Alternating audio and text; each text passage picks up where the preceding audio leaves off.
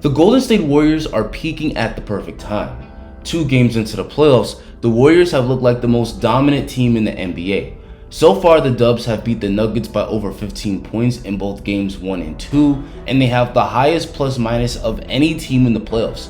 Jordan Poole has continued his all-star level play in the postseason, Klay Thompson has kept up his hot shooting, and Steph Curry, after struggling in Game 1, looked like the same old Steph in Game 2, dropping 34 points.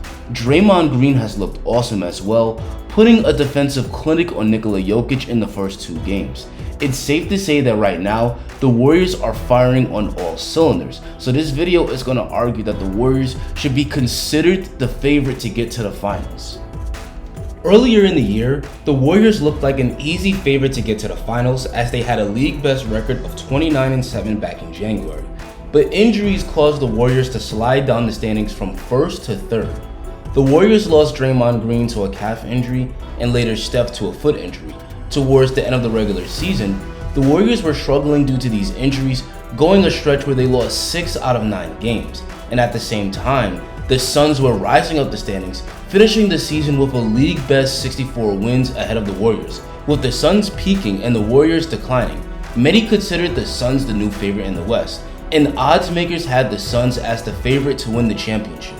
But now the tables have turned, because not only did the Suns lose Game 2 of their first round series against the Pelicans, but they lost Devin Booker to a hamstring injury. At this point, it's unknown how long the hamstring injury will take Devin Booker out, but a hamstring injury can last for weeks. With the Suns losing their best player to injury, while the Warriors are playing at an extremely high level, the Warriors should now be considered the favorite in the West. Of course, there are other good teams in the West, but none of them can match the Warriors' firepower.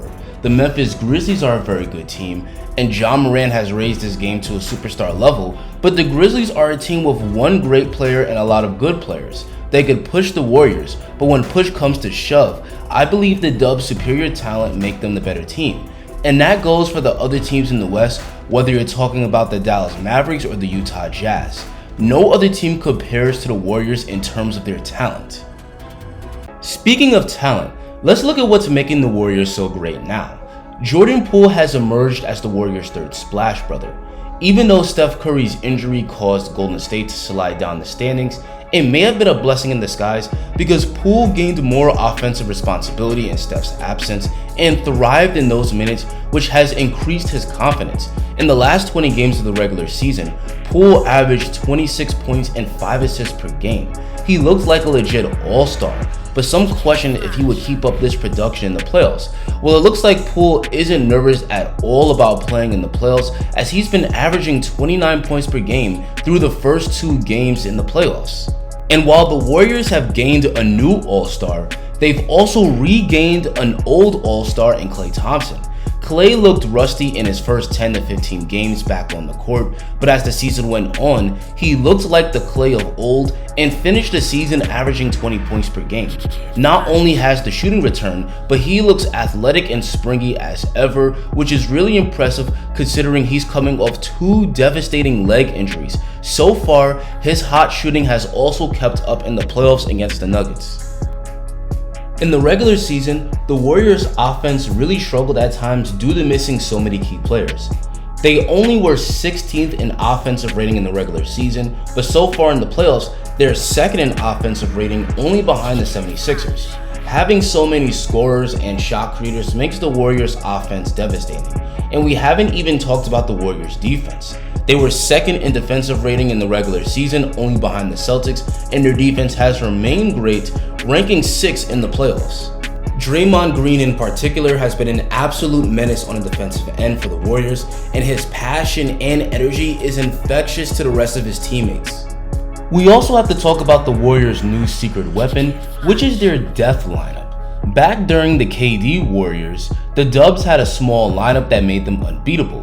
When they played Steph, Klay, Iguodala, and moved Draymond to center, the Warriors ran teams off the floor.